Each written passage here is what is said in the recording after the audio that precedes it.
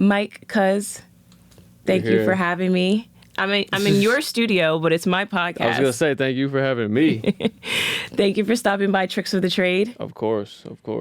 It's so essential that, I sit down with, some of my closest friends and colleagues and, just give game. So I'm just so happy to have you here today. You're one of the best at that, that's for sure. Thank you. Mm-hmm. All those years of conversations that we've had. Yeah, I mean, got to be 10 now, right? Yeah. Yes. I mean, I can't even believe that, really. But, yeah, and we pretty much have been on bullshit since we started talking, you know what I'm saying? We just got right to it, you know what I mean? What's the moves? What you working on? What you got on the horizon? What you working on right now? So that's always been the pace of our conversation. So right, it's always value in that, which is one of the things I appreciate the most about our friendship, for real. And vice versa, literally. Well, I appreciate to hear that from you, of course. So introducing you to my audience, I know you as a producer, artist, entrepreneur. Is there any feats that I missed? I mean, yeah, I guess I kind of just stopped thinking of categories like that, you know what I mean? Just because they're, as you know what I'm saying, as a person who wears many hats, like, for sure, that's how I came into this, like my interest for making beats and wanting to produce music.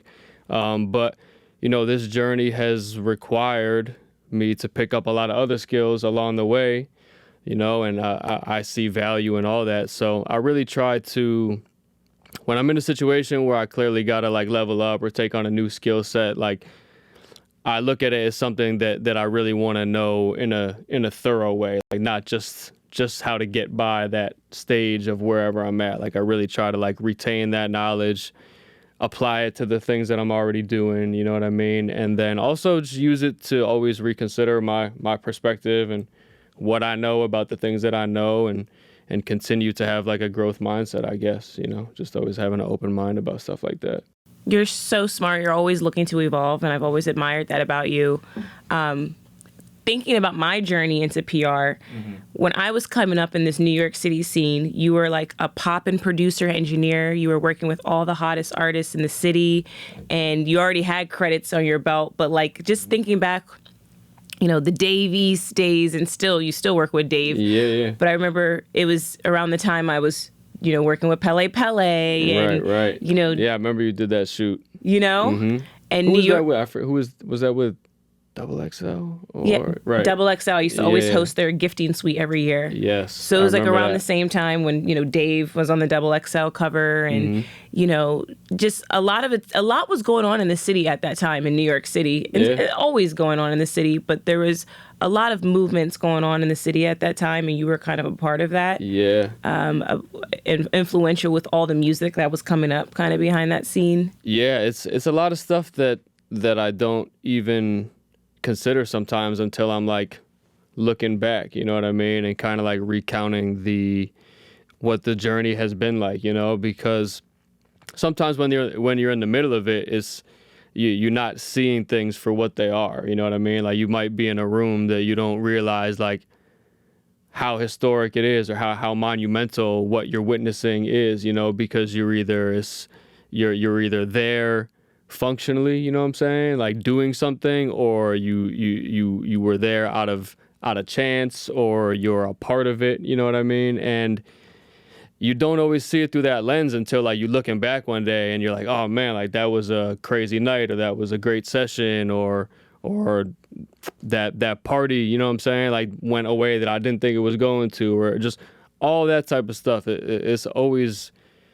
crazy things happening along this road, and going through that in the past has definitely helped me like zoom out a little more currently and try to give more recognition to those moments like as they're happening too, you know what I mean? Like maybe some of them blew me by when I was younger and less experienced, but I try to take a moment now and really consider those things, you know what I mean? Because it is a lot of special situations, and it's a lot of situations that don't occur every day, so you learn to appreciate them, especially when you're passing a time, where you just caught up in like the inertia of it all. You know what I mean? Like shit feels like such a blur sometime. So it's definitely been important for me to learn to like slow down and process what's going on and feel that gratitude in that moment. I feel that. Very well said, very relatable. And for me, I think it's like that happy medium of like recognizing what's going on in the moment, but then also like I feel like sometimes we're doing such influential and impactful things that we don't really see the fruits of our labor or like the true after effects of some of the things that we do until like years to come. Yeah. Because thinking back to those moments, like when you were working with Dave around his Double XL time, and when Pele hired me to, you know, revamp and rebrand the brand in a present day context. Right. Now it's 2024 and I'm like really seeing the after effects of like my work with the brand. Well, and then you realize like that wasn't some everyday shit. You know what I mean? It's like, when is I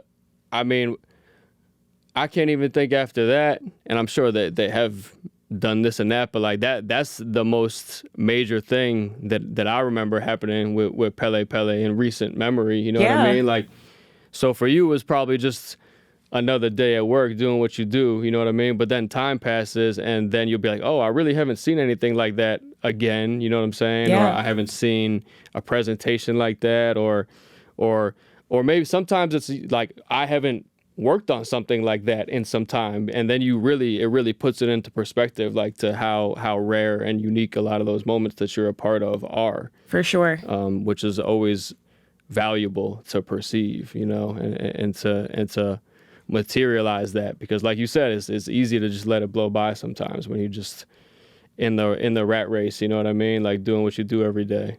Yeah, at the time they asked me to revamp the brand in a present day context. I put it on all these celebrities, made it hot in the streets again. And now 2024, you know, right? 2024, it's everywhere. I look on social media and I can't scroll without seeing it now. And I'm like, wow, it's crazy. Yeah, you didn't even know that. I didn't know it was going to go that far. Know? Like it was popping when I brought it back at that time, but like just like that domino effect, how culture in its continuum can just kind of just keep happening. Like, that's cold. Yeah, so that's cool. Yeah, that's the, you took me back. Because what, you said that was 2017, right? 2017, yeah. Wow. 7 years ago, technically. 7 years ago. God damn. So much has evolved since then. Like, even with Steel Sessions, so, you know, for my audience who might not be familiar with Steel Sessions, you have to be hiding under a rock if you haven't heard of Steel Sessions. It's an amazing, you know, event that Mike and his partners came up with, Buddha and Grands, and, you know, it brings together a community of artists and producers and, you know, really being front and center with premier producers like yourselves, creating that networking opportunity, creating that building experience. Like, talk to me about, you know, Steel Sessions, where it started, where it's at now.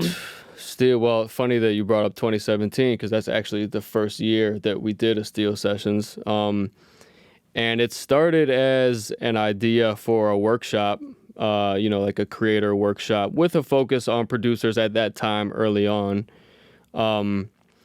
And we had been talking about it for a couple years, like before we actually were able to execute it. Like we had come up with the idea, and then we had been like, okay, we're going to put the event on. And then we started going through the checklist of all the things we got to do. And it was mad times where we started to go through that. And it's like, still one more thing on the checklist we got to do before we throw the event. And then it'd be, but we still have to do the website. And then we got to get the, you know, the Eventbrite page up. And like all those little things that you don't think about, you know, those little details when you put something together. So it took us like almost 2 years from inception to execution, you know, but luckily we kept the idea going. And it started as a workshop where we were offering like kind of a la carte assistance to anybody who was coming through, where we would be split up into rooms, me, Buddha, and Grands, and then the people who got the slots, they would come and they would spend time with each of us one-on-one for 30 minutes. And there wasn't anything that we had experienced like that at the time, you know what I mean? Like there was workshops certainly, and there's places that you could go to gather and be critiqued and stuff like that. But there wasn't anywhere where it was like, you, the person sitting in front of me, like, what is it exactly that you need for your growth, for where your career is at right now? So that was kind of the essence of it to begin with. And, you know, as we were putting the events on, they kept getting bigger and bigger, more packed. A lot more artists started to show up also, and engineers. And honestly, even people who weren't creators per se. It might have been people who were, you know, they just finished school and they don't know if they should get a job here or they should intern at this label, you know, or somebody who's building a studio and they want to know what they should buy and how they should build it out. So people just came to know us as a place that they could come to get their questions answered about, you know, their pursuits. And since then, it's grown into a lot of other things. You know what I mean? We've kept the event like the staple event, but also we kind of do spin-off events where we did Next Wave with SoundCloud a couple summers ago, where we like built a portable booth for them over in Brooklyn, and we had people coming through all day and like recording to our beats and stuff. And we've taken it on the road and gone to other cities. We just signed a partnership deal as Steel Sessions last year with Monarch, the label who used to be E1. And now that's like blooming into a whole other thing, you know, where we actually have even more resources now to kind of offer this incoming talent that we always are experiencing. And yeah, it's been, I mean, shit, even saying that it's been 7 years since we started is crazy to say, but yeah, it's come a long way. We have a lot more grander visions for more that we want to do in the future, going international and expanding the platform even further and taking it online and all types of stuff. But yeah, the growth has been amazing to witness. And also the cool thing about being 7 years in now is we have seen people who started to come to the workshops when we first started, and the growth that they've experienced in their careers, you know what I'm saying, is so cool to see, because you remember them just being the little timid person when they come to the event, and now they clicking up, they're doing their own labels, they're touring, they're doing shows, they're in the mix, they getting big placements, like records that we're hearing. It's just it's really gratifying to see, you know, because the number one question we were trying to ask when we put together the workshop is like, what did we wish we had when we were, you know, in our 20s coming up trying to be producers? And this was like the number one thing, really. So to see it actually serve its purpose is really, really gratifying to see. And I hope that we can continue to create those opportunities for upcoming artists and creators and help them level up their platform and expand their visibility. I love it. So that was a very tangential answer. So thank you for bearing with me. But it's a lot has happened in 7 years. It has. I was like losing track as I'm talking. You got my brain going with some ideas that we would definitely talk about off camera. Yes. About where I would like to do one of those Steel Session like pop-up booths. Yeah. Something just came to mind. We're making the calendar right now. So let's definitely talk. So that's really cool, and I love what it's grown into, and it's truly a living and existing proof of concept, something that you put out there. And I like that you mentioned that it was 2 years in the making, and it was worth the wait. Mm-hmm. And that's something that I kind of deal with sometimes too. You know, I'm about to launch my distribution. Yes, and that has been 2 years in the making. Yeah, and it's worth it. I think that when you have a valuable, you know, one-of-one idea, like, it's not about rushing it. It's about like taking the time. It right. Exactly. You know, and like, and there is a thin line between being too much of a perfectionist and also like wanting to get it right, because it's like we were talking about earlier, like you don't want to be in analysis paralysis where you obsessing so much over doing it an exact way that it never gets done.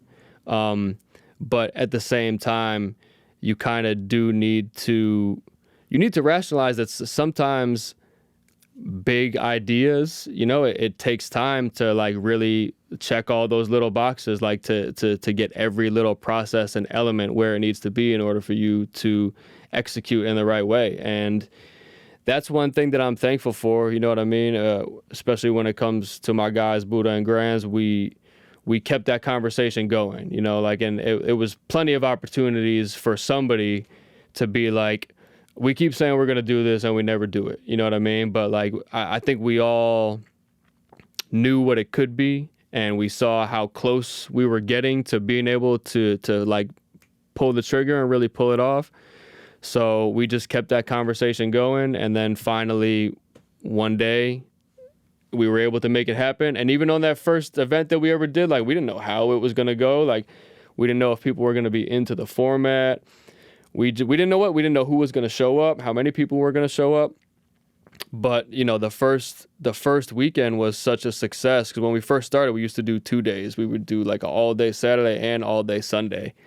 And people packed it out. We did it at a small studio called Sweet Sounds that you visited me at a few times in Soho.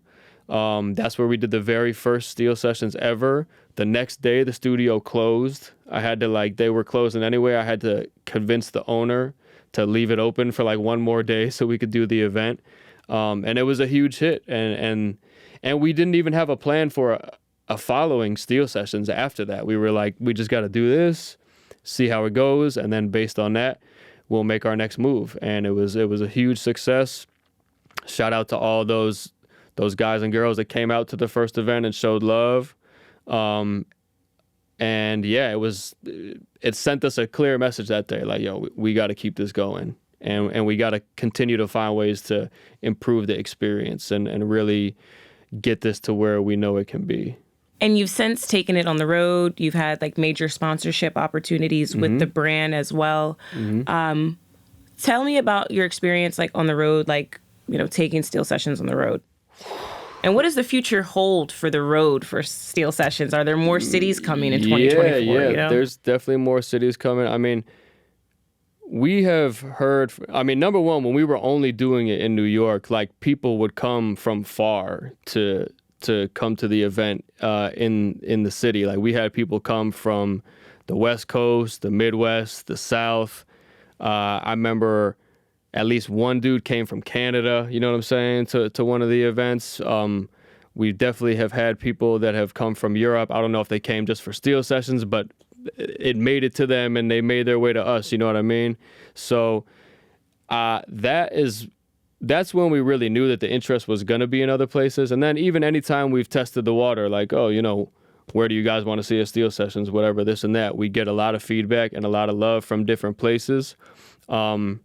So I definitely want to continue that into the future. And I definitely want to refine our process also, because it can get hectic sometimes doing steel sessions on the road, because, I mean, not only do we have a team that we have to move around and get from place to place, but, you know, it requires gear, it requires being set up. You know, we mainly do it in studios, so usually we don't have too much to worry about, but we've had other events where, like, our friends in the area have literally built us a facility, like, out of the room, that, like, the space that we had. When we did, we were in Chicago last year, and shout out my guy Shy, Mikey out there, and all the guys at Private Stock.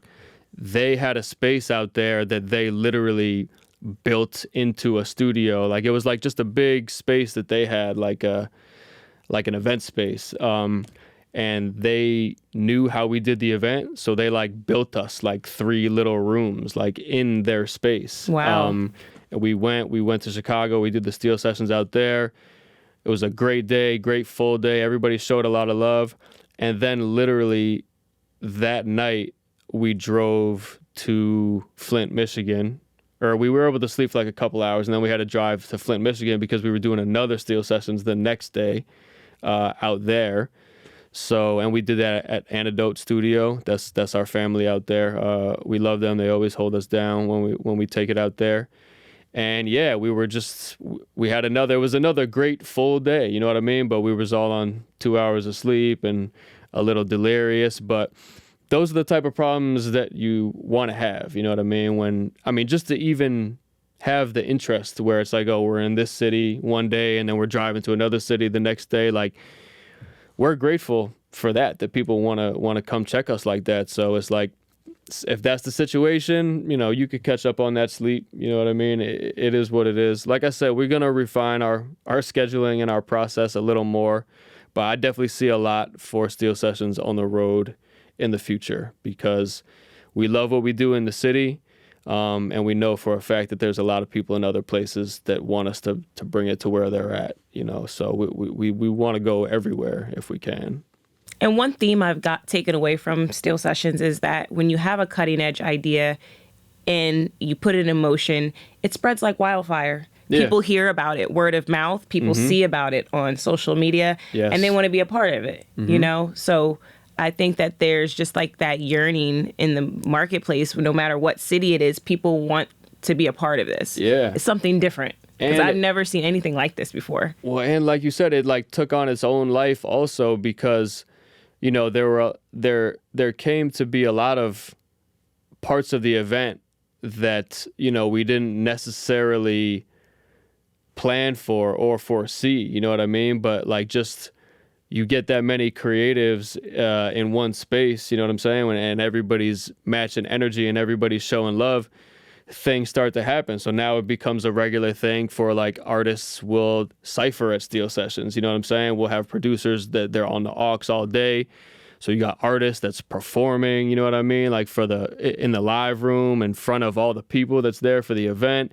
And they just like going in a circle, like 16 here, 32 there. People do their songs. Like it's really just, it's taken on a life of its own. And I love to see the energy that it brings out of people, especially people that when you meet them, they might be like a little quieter, a little more timid. You know what I mean? Because as somebody with experience that you're going to need to learn to come out of your shell if you want to pursue a life, in this world. So it's cool to see somebody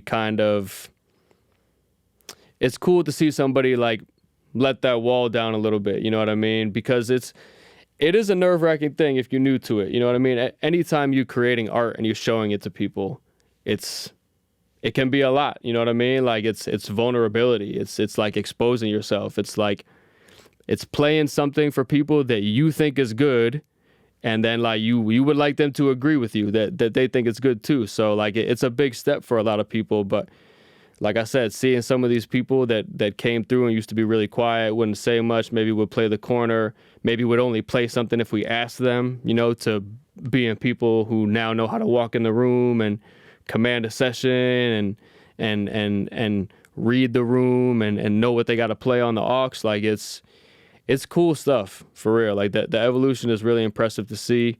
And, like I said, it's having been in these people's shoes, it's extra fulfilling to see that we can aid in this type of evolution and development for these creatives. So 2 questions for you. One thing you mentioned was artists or producers being able to read the room. Yes. If you were, well, I guess what's your advice to producers and artists out there about reading the room? Because I think sometimes as creatives tend to have a lot of pride. Right. And sometimes they'll be surrounded by yes men. Sometimes they are so into the piece of art that they've created that they're just not open to what others think about that. Like, what are your thoughts? How do they step out of that? Like that seems to be an ongoing trouble in our struggle in our industry. Right. Well, I guess it depends on the type of scenario because it is true. Like history favors the bold, yes, but that doesn't mean you should be like tactless about how you go about things. I think when it comes to being able to like read the room and read the situation a little better, one important thing to consider is like, I don't know if I'm gonna make sense when I say this, but like there's the moment that's happening right now, but then like there's also gonna be moments that occur afterward. You know what I mean? So like, I feel like sometimes people will make a decision. They might get the battery in their back that is so based on the right now, but they're not considering like, I might see this person again, or I might be in this room again later. And then like, is that then going to turn into something where it's like everybody remembers you kind of jumped out the window a little bit, you know what I mean? Because you convinced yourself in that moment that you only had one chance and one shot to speak your piece or do whatever it is that you want. I think timing has a lot to do with things, and as important as it is to be bold and to, you know, not be mutable and not be a pushover, I feel like things occurring naturally and like candidly is something that most people appreciate. So it's like, if your goal in the moment is like, oh, I really want these people to hear my song, like, why do you want them to hear? Like, do you just want them to hear your song, or do you want it to manifest into something? Do you want it to grow into something? Because if your only goal is for these people to hear your song right now, then yeah, by all means, like, cut everybody off, put your song on blast, you know what I'm saying? And then just let it rock out. But if you want them to hear it because you then want that to turn into something bigger, then maybe you need to be a little more strategic in your approach. You know what I mean? If now is not feeling like the right time and place for you to make that happen. And I don't know if I made sense with saying any of that, but I feel like it's just like thinking big picture. I 100% like, agree. It is important to shoot your shot. It is important to go for it. It definitely doesn't pay off to always take the safe route, you know, but at the same time, I feel like people appreciate a person with discretion. People appreciate a person who knows how to coexist in a room. It's like a act like you've been here before type of thing, you know? And again, that is a thin line, because like sometimes you do have to do something that's maybe a little out of your character, or maybe something that you wouldn't normally do. But at all times, I feel like exhibiting good decision making is valuable. You know what I'm saying? Especially if you're in rooms with people who are you're hoping will be able to do something for you. Mm-hmm. So I would say that, I guess, like, kind of a long answer, but when it comes to that, like that's what I would say. Just think about more than just that moment. Like, zoom out, consider the big picture. You know, like, what's going to happen after this moment that you're pumping up in your mind right now. You know, and if that's the best case scenario, then by all means go for it. But like, if you feel like you could be a little cleaner about it, you know what I mean? If you feel like you could be more effective if you play it a different way, then consider that also. But you know, those things take experience too. Yeah. You know, I had situations coming up where when I look back, I would be like, I should have spoke up here, or I was too quiet here. I also had situations where it's like, oh, maybe I could have let that breathe a little bit. You know, maybe I could have let that simmer. But experience is the greatest teacher. I agree. So if you could step outside of entrepreneur Mike and think about producer Mike, engineer Mike, who's up and coming on his grind, what are some important pieces that you feel like a producer needs to work on to find success in this industry? Because I feel like so much has changed from when you first got in the industry. Oh my God, yeah. The market is so oversaturated with so many different producers. So aside from pulling up to a steel sessions to build their network and get to know major. people. You definitely want to add that to your checklist, you know, if you're an upcoming producer. Seriously, it's a good tool to have. Yeah. But what else would you say to a producer who's up and coming? I would say, you mean like to stand out, or to find great success in this business, whether it's getting their music in front of artists, whether it's getting their name out there.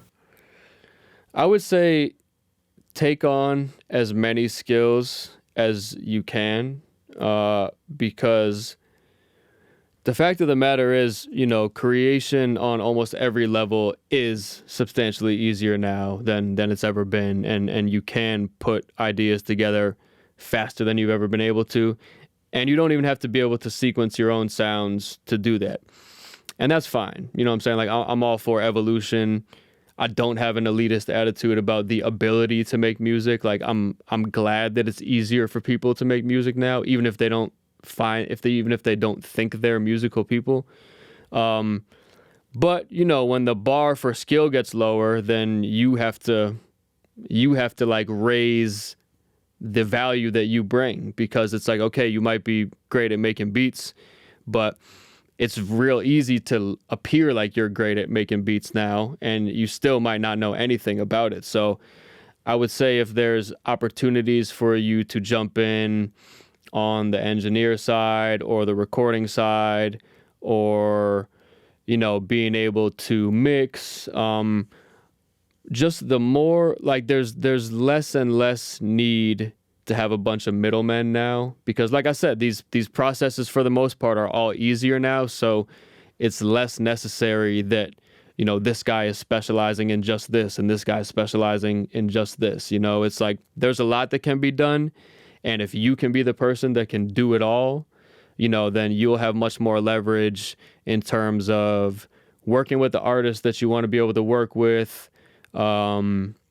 tailoring your releases to sound and come out the way that you want them to, you know, not having to wait for the mix to come back or the master, or you got to wait for the guy that knows how to use the preamp to come through so he can record. Like, if you can just be the person with those answers, not only is it going to like 10x your efficiency and what you're working on, but like people will also see that about you. And there are going to be a lot of people who are not willing to learn all those things. And then a person who is willing to learn all those things becomes very valuable. And that's to people who are new in the game. That's to people who have been in the game. You know, I still get calls sometimes. Like a year and a half ago, I ended up doing a few sessions with Kanye after Donda had dropped, and the reason I was on those sessions is because 88 Keys called me. 88 Keys doesn't know anything about what's going on with Steel Sessions. He's not up to date on any of the work that I've been producing or mixing or what I'm doing currently. But 88 Keys met me in 2011 when I was an assistant engineer, and we gelled. You know what I'm saying? He came to know me as somebody who knows what they're doing in the studio, who does good work. He knew I knew how to make beats. Like, he knew that I was, you know, he knew that I had a pretty vast skill set. You know what I'm saying? That's the reason that he called me. You know what I mean? He didn't call me because he's like, yo, I heard what you've been producing, or Steel Sessions is going crazy. He remembers that when we linked, you know, 10, 12 years ago or whatever it was, I knew what I was doing in the studio, and I helped take care of him when he was locked in and doing his sessions.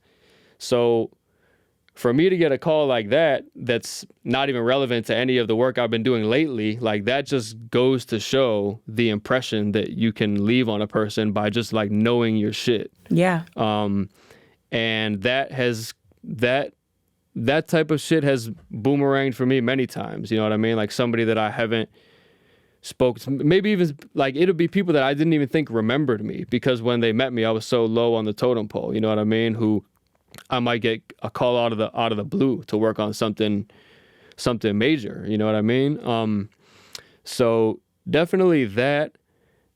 And I'm like, fucking, what was I gonna say? That, and also I forgot what I was gonna say next, but basically, the more shit you know how to do, the better. There's too much technology and too much capability now to be like waiting for this guy to do this job and this guy to do that job or whatever. Like, when you can be the person to deliver all that, it's gonna go a long way. And oh yeah, here's what I was gonna say. The only thing with that is, if you're gonna take on a lot of skills, you have to really tune your antennas, and you really have to keep an awareness, like, at all times, for people who are trying to tap in with you to make use of your skill set. Because that's the thing. Like, when you start to get good at doing a lot, people are going to see that, and then everybody is going to try to make you a part of their operation. You know what I mean? Like, and then you can easily end up filling your schedule up with just a bunch of other shit that other people want you to do for them. You know what I mean? And then everything that you've been working on goes on the back burner, you know, you don't even realize it. So I still maintain that being highly skilled is one of the best things you could do for yourself in this field and anywhere, but you do have to learn to be, I don't want to say stingy, but you definitely got to have discretion, you know what I'm saying, when it comes to giving people access to those, because, you know, people will have no problem just asking you to volunteer a bunch of time to do shit that they honestly could have learned to do themselves, and they didn't. Right. You know, so you got to be mindful of that, because then you'll end up just being an asset to everybody around you, and you'll forget about your own stuff. So keep that in mind too.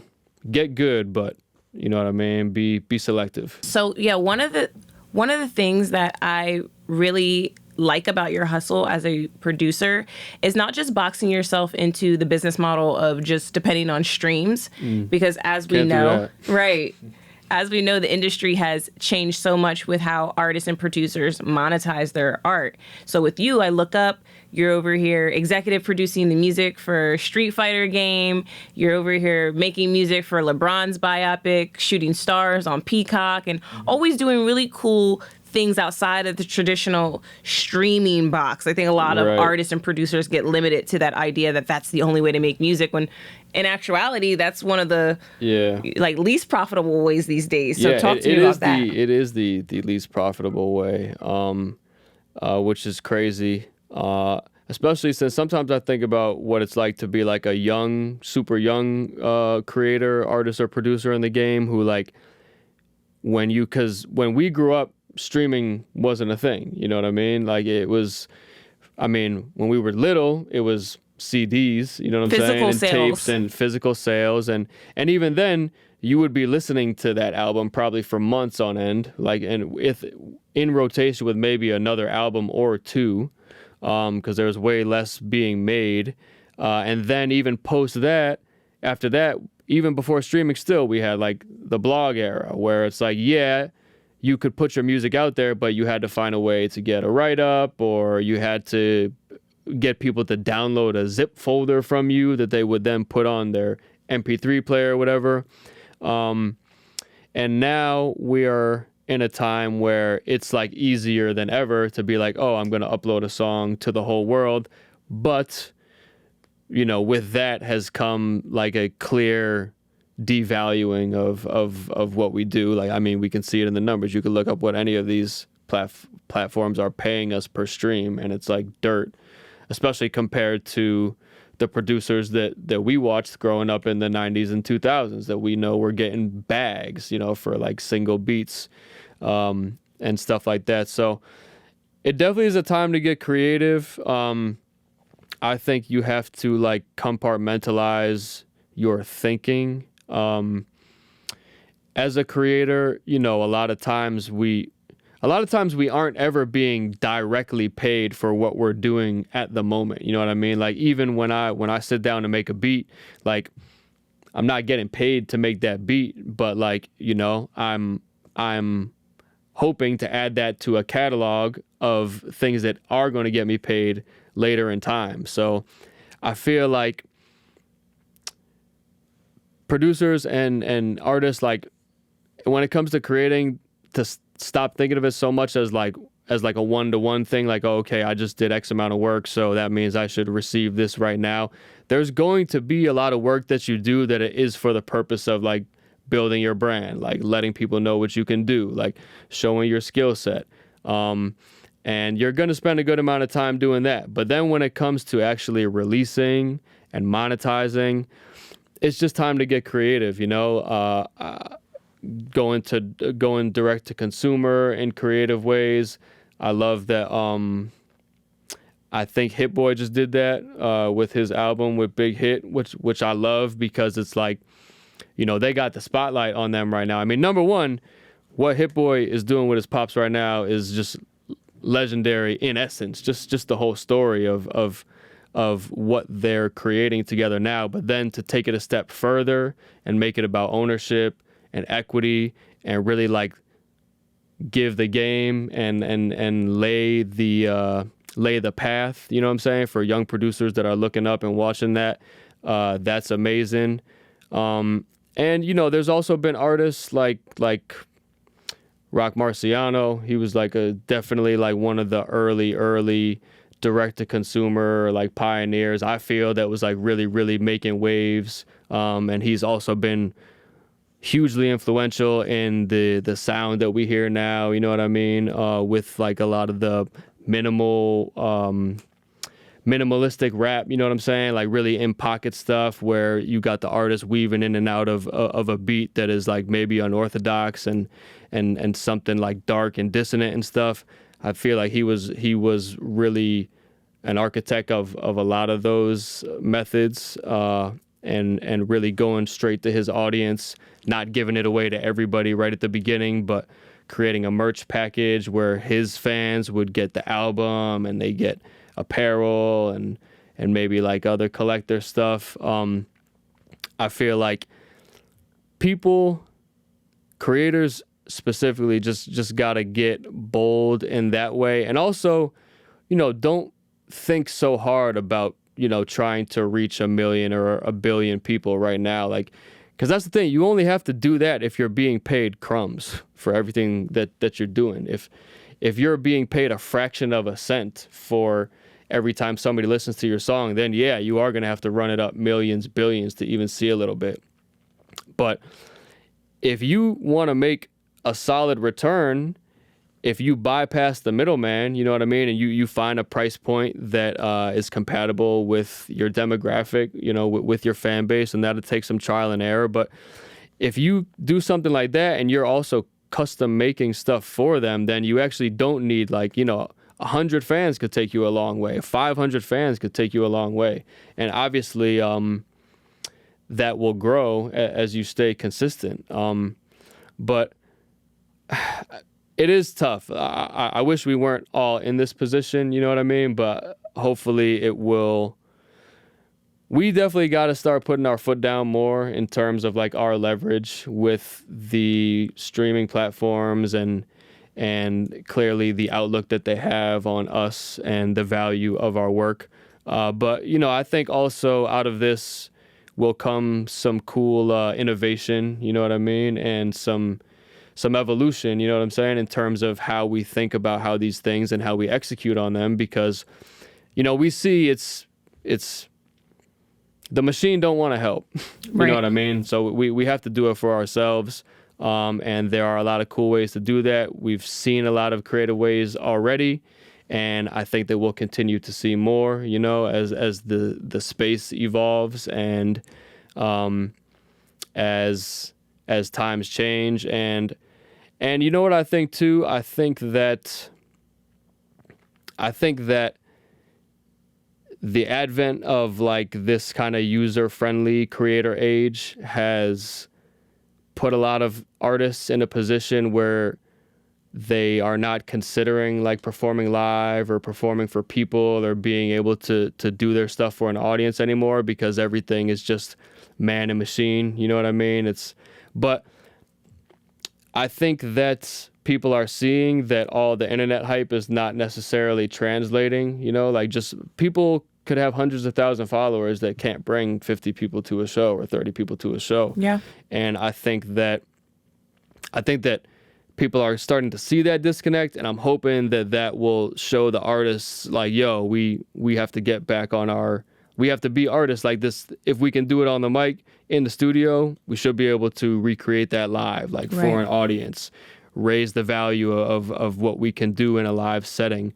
And I feel like that goes back to the like expanding your skill set thing. If you can continue to take your performance, your audience experience further, you know, then you'll set yourself apart and you'll give yourself more leverage when it comes time to say like, okay, I'm gonna go directly to my fans this time instead, or I'm gonna put this on streaming, but y'all are gonna get a special version, you know, and a hoodie or a vinyl or, whatever it is. You could take it whatever direction that you want it.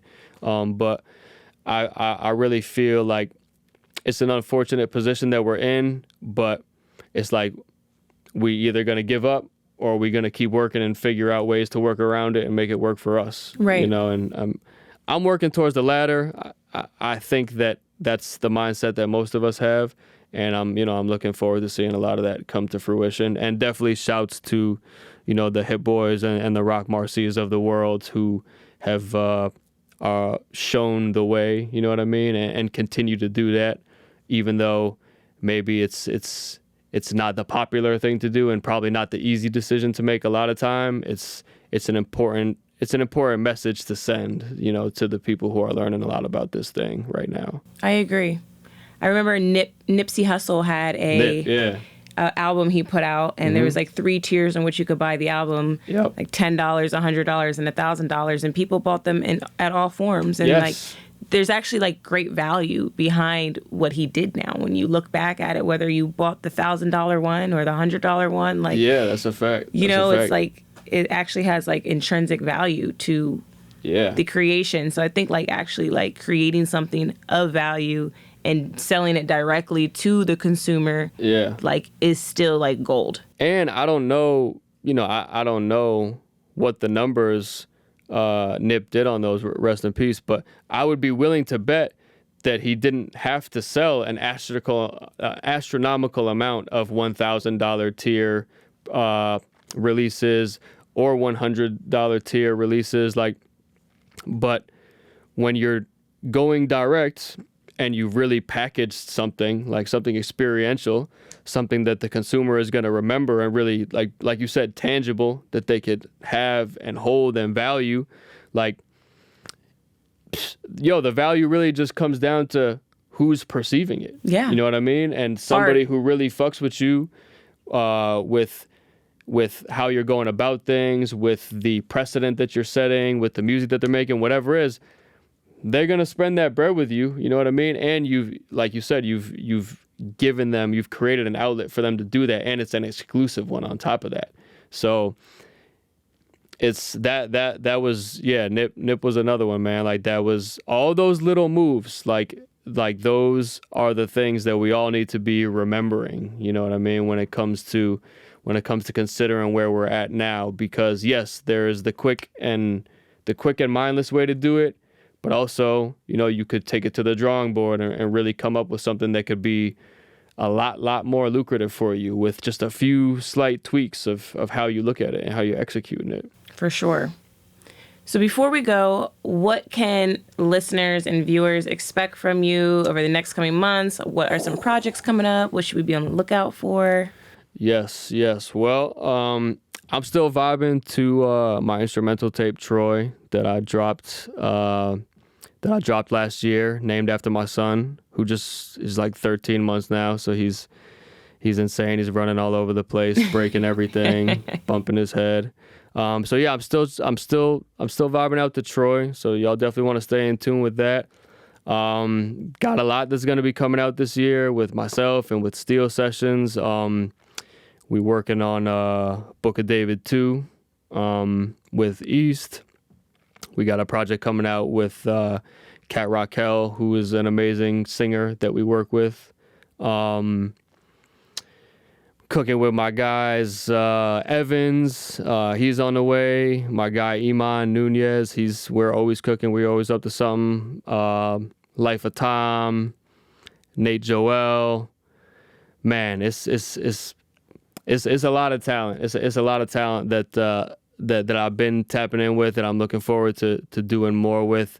And I just hope that I can get it all done. You know what I mean? Because it's a juggling act doing everything. But I'm looking forward to it. Everybody that I just mentioned is making music that energizes me. You know what I'm saying? That hypes me up. That makes me excited about the process. And there's definitely a few people that I forgot to mention, I'm sure, but it's going to be a lot. There's going to be a lot coming out this year. Another group called Sage and the Crow that we've been developing, which is like a really, really unique duo that you probably wouldn't see coming. That they're going to be releasing soon. And yeah, man, you know what I mean? We're still in the midst of this partnership with Monarch, so we always trying to make plays with them.